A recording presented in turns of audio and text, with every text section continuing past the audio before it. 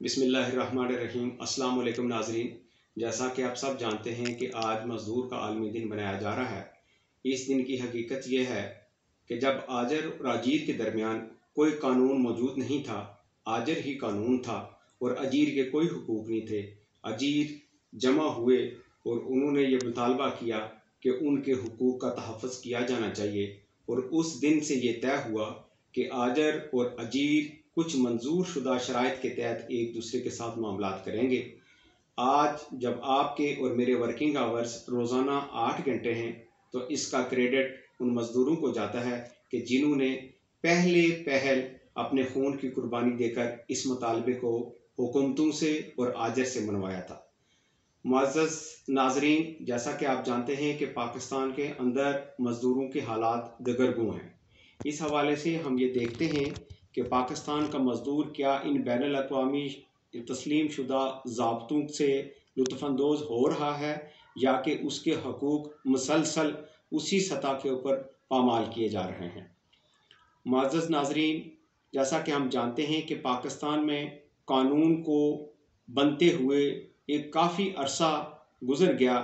پاکستان کی ریاست کی تشکیل کے بعد 1956 میں پہلی بار جب قانون بنایا گیا، تو اس سے قبل لیبر کا جو قانون تھا وہ بھی انڈین ایکٹ 1934 کے تحت ہی چلایا جا رہا تھا۔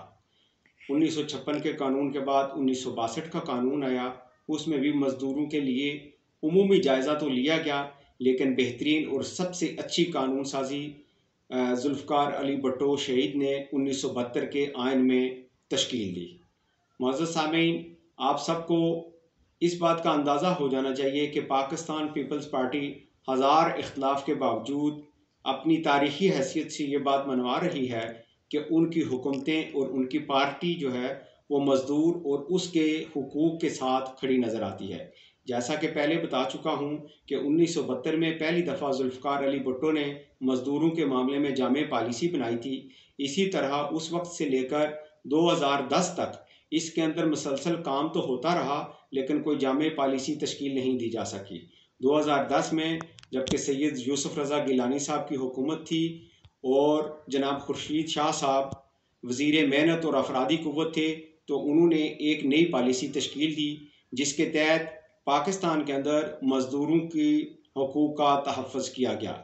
اس کے چیدہ پوائنٹ میں آپ کے گوش گزار کرنا چاہتا ہوں۔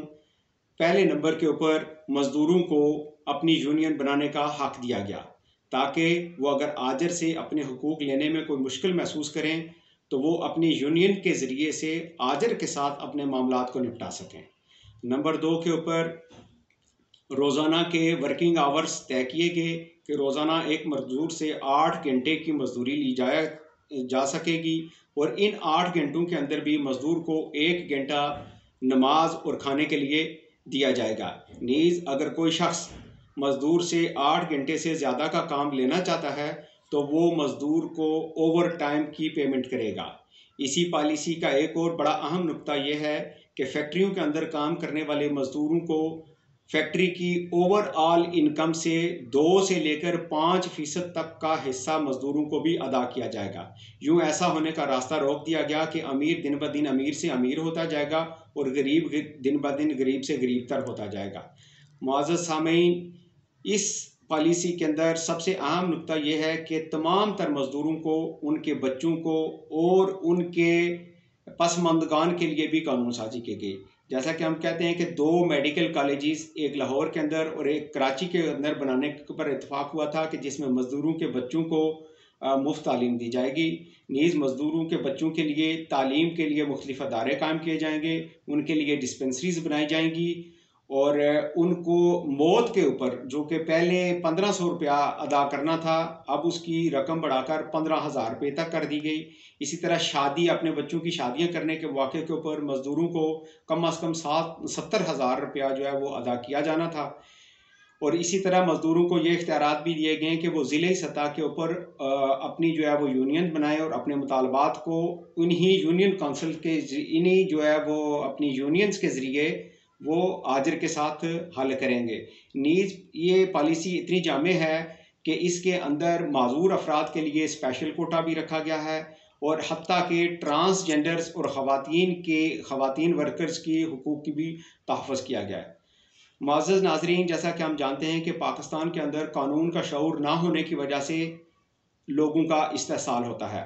آج ہمارا مزدور اپنے ان حقوق سے متعلق کتنا واقف ہے یہ ہم بخوبی جانتے ہیں۔ اگر ہم اپنے مزدور کو ان قوانین اور ان حقوق اور ان کی جو آئین کے تحفظ دیے گئے ہیں اس سے واقف کر دیں تو عین ممکن ہے کہ پاکستان میں مزدور جس قسم پرسی کی حالت کے اندر گزر رہا ہے وہ اس سے کافی حد تک بچ سکتا ہے۔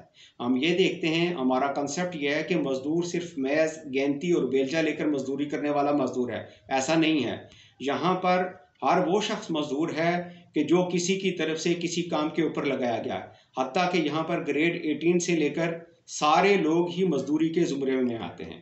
ہم یہ دیکھتے ہیں کہ پاکستان کے اندر مزدوروں کے تحفظ کا جو سلسلہ ہے وہ قانون کا علم نہ ہونے کی وجہ سے کافی دگرگوں کیفیت کے اندر ہے۔ ہم یہ بھی دیکھتے ہیں کہ پاکستان میں پڑھا لکھا طبقہ اپنے آجر کے ہاتھوں اس حد تک مجبور ہوتا ہے کہ یہاں صحافی حضرات کے بارے میں ہم اکثر یہ سنتے ہیں کہ ان کے جو میڈیا مالکان ہیں انہوں نے کئی مہینوں سے ان کی تنخواہیں ہی نہیں ادا کی ہوتی۔ میں حیران ہوں کہ ان پڑھے لکھے لوگوں کی یونینز اس سلسلے میں اتنی مجرمانہ خاموشی کیوں اختیار کیے ہوئے ہیں۔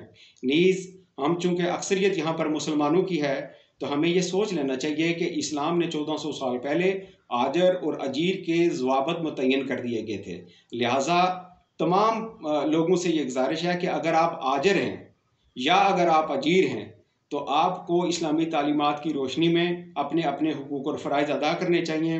کوئی مزدور ہے اس کو دیانتداری کے ساتھ اپنی مزدوری کرنی چاہیے، اور کوئی اگر آجر ہے تو اس کو چاہیے کہ وہ مزدور کو اس کا حق اس کا پسینہ خشک ہونے سے پہلے ادا کرے۔ ناظرین، آج کے دن کے لیے اتنا کافی۔ اللہ حافظ، ملتے ہیں انشاءاللہ نیکسٹ ولاگ میں۔